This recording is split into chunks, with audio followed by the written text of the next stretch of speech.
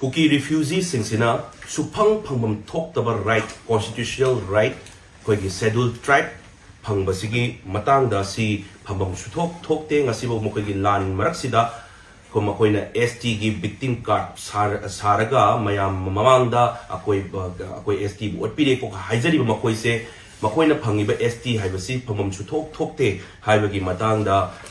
aina chacharaga koigi Union Minister of Tribal Affairs Arjun Munda da akoina memorandum report with all the proper documents aduga webham thokte haibagi all the related documents and exerga yawa pizaram baduda ma koigi mahaki ministry ki site ki Ministry of Tribal Affairs ki site ki koigi reply letter amalakle taseng mahakna na koigi additional chief secretary government of Manipur da under secretary koigi Ministry of Tribal Affairs ki under secretary na additional chief secretary the Cherol Mathari koigi representation of for the deletion of the nomadic kuki from the list of scheduled tribes of Manipur aduna koigi sigi koina pyramid documents mayam do central government na Ministry of Tribal Affairs na fazana go through tawre have se sigi letters na dum tae aduna mana tapasida niyom ama magi process amalai banina the directly basi in this regard state the scheduled tribes are notified under article 342 of the Constitution Government of India aduna asigi revise amasu 25/6/2002 and 14/9/2022 da tawgrabani aduna sigi potsi koina ST dagi nomadic kuki haibu wahi haitare koina panbirakpa koina su thajalamagi matungina aduda gi lokthokse hairagadi gi recommended gi state government gi recommend or kadamne haibagi pot amadi thambirakpa haitare aduga adui mathaktu da RGI ga NCST National Commission for Scheduled Tribes nasu ayam birakadaba aduna central government gi site gi sima subject the representation for deletion of nomadic kuki from the list of scheduled tribes of Manipur higher privacy akoigi documents to phazana makoi de leire haibagi pot ne duna sigi pot si state government gi site gi torpa akoigi recommend to waduni aduna phamam suthok thoktaba makoi da siguma weapon ama power am pisalaga leibasinani hauze taseng harabada akoigi kuki narco terrorists amsu illegal immigrants sina pairiba AK47 amasum bomb top sidagi hena makoi de pibam thoktaba right power mem phangi base sina hena sathiri bani seng harabada sina makoi bu sigi khulai mem se pahen bo oiri bani haitare aduna si phamam su thokte haibagi potsi koi central government gi reply ma la pasisu taseng na kwen tarang okje duga sigi mathang the next process the first step ni second process ta koi state government gi am thuna ai state government su che thazara ni ai gi site gi aduga state government gi site gi su phamam thokta sidi community adu da gi wari natte sidi phamam thokta da kedogi phangdoi no haibagi question duni taseng na harabada duna siam tuna I urge to the state government si makoi gi central government gi sumani chi ama lapa oirabani na si on the process ta makoi da tuna koi gi sigi reply ma pibi ko reply ma pibi matam da makoi gi tawam thokpa aseng ba chumba do adu tawjarakani adu gi department ama chang lai bani Ministry of Tribal Affairs haiduna aduna state government gi site gi amtang tuna reply to bigo tuna recommend to bigo haibadi sigi phamam thokta makoi da phangmagi moi tawri basida aduna sida lan sida achauba weapon ama seasonary basi sine su haijaningi adugi matungda aina panjaning badi aikoigi kumbida aikoigi kumbi police station da imai ben singi mathakta FIR ama chale haibagi pause me amna khangbire da seng harabada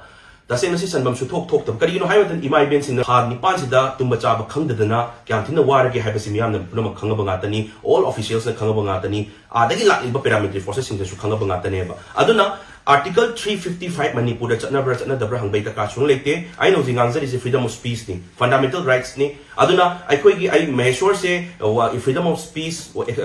wangang bagi order phangabra phangdabra hangbai ta ka leite maram di kari no han city automatically ai Indian citizen amu oru bagi freedom of speech and exercise to zari base at the same time Amit Shah Parliament ako external aggression yaure khangabani hairabani NIN su hairabani that means Article 355 so automatically dum chanaraba thobani because Article 355 habidi it is the duty of the Union government to stop the external aggression and internal disturbances haibaneba adu taragadi tawdugam pham that oina tawbigo aduga makoi takhai biro natabida imai ben kasu makoi takulai pai basu natabisida makoi da FIR ga taweka haibase thuna handokpio si praja ga chawa voice ama lak taragadi phagadra hairaga pharoi da potam do era pasu yai adu sima lejare duga akoina haijaning badi MLA tara kuki MLA tara separate administration pamiba singse makoi disqualified Manipur gi integrity kaina ba tawre ni haibase koi gi ni committee akoi ama semaga disqualified to bagi maramduna adu suma leire at the same time akoi am ngachari badi akoi am surprise ori badi kalino haimatamda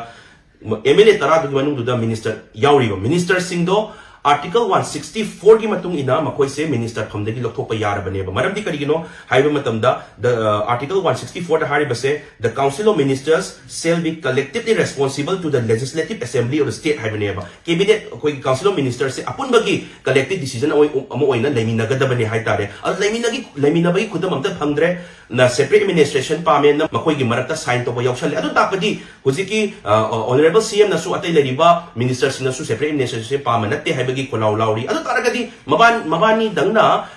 मोगी minister अनि दु दंगना तोंगाने separate administration तालक पाइबसे article 164 की मतुंग इन सुंगा या बनते अदुना हुजिक minister अनि से मसागी minister फमदगी लखोपसे article की मतुंग इन सु यारबने अदुना याम थुना मखोय मिनिस्टर फमदगी लखोपियो सु हाइजरी अदुना अकोइना आइना हुजिक चचरीबा कोइगी पुनसिनबगी खोंगचत सिदसु लेबिरमिबा इमा इबेन सिंह अहलमन सिंह लेबिरम सिंह यामना नुवाइजे थाइना हिना थौना पांगल हापिबगी ओइबिरे अदुन मतुंग ताबसु पुनसिनबगी थबक को YONO मिम्याम pull-up पुनसिन मिनरगा मपादे चंगजलागा मखो illegal immigrants ma'am सिना रिफ्यूजी सिंसिना फमम थोक्तबा राइट म्याम फंगजलगा मयामगी येनो मिम्याम सिगी हक मतली म्याम से मखोइना अखोइगी येनो मिम्याम सिसु मचोय ताइनाबा खदनाबा सिलि म्याम से सि अखोइ येनो मि पुलप अमत ओइना पुनसिलगा मखोइ सिंसे उंतंग तानथोखिनबा अद मखोइ सिंदा फंगदबा राइट म्याम सि लथोकनबा तोमिनसी अमत ओइना पुनसिन मिनसी हाबी वखलोंदा अखोइ पुनसिन बगी खोंगचत से हुजि चचबनी अदुगा अखोइना रिक्वेस्ट तौनिंगबदी स्टेट गवर्नमेंट दा अखोइगी यामना मरम चादबा मयामदा वागदबा थबक तौबिगनो ना अखोइ रिक्वेस्ट तौजरी करी मतंगदनो हाबा मतमदा अखोइगी हंदकी IRB खलपसिंग अखोइगी 10th and 11th base की IRB खलपसिंग से मखोइ अखोइगी असमदा ट्रेनिंग थागनी हाइबगी अखोइ मणिपुर दा ट्रेनिंग कोई पांगई ट्रेनिंग सेंटर फजना चावना लेरिबनी मतिक चाना लेरिबनी सिदा तहंदबखै मपान थानी हारिबसे सैना मखोइ मरक्ता financially ya waba myam yauri huji lan marak sida mokoi the problem myam leiribani mokoi khalapasing dugi marak to the relief camp da huji leiriba family myam leiribani ba aduna akoina maximum number huji leiriba se adum chaina haribada general da 1387 lei akoigi naga ichinau sing 357 lei aduga kuki da 269 lei akoigi pulap na sida leiriba 2013 members leiriba se aduna sifai ni मफम खुदिमक Chatap याय खंगजै अदुबु हौजी की situation सिददी इसागी मफम सिदा इसागी इरमदम सिदा अचुक Chowna पांगई training centre लेरिबनिना सिदा ओइना फजना training तहलगा मकोई दा अवाबदु पीदबिदा मकोई निंगतम न मासागी training फमम थोपदो फंगन बनाना फगरदन खली so I request to the state government request तौजरी मकोई ट्रेनिंग से हंदकी मतांग सिदी मखदासागी मरमदम सिदा फजना मागी पांगई ट्रेनिंग सेंटर सिदोइना फंगन बियु हाइनसु हाइजरी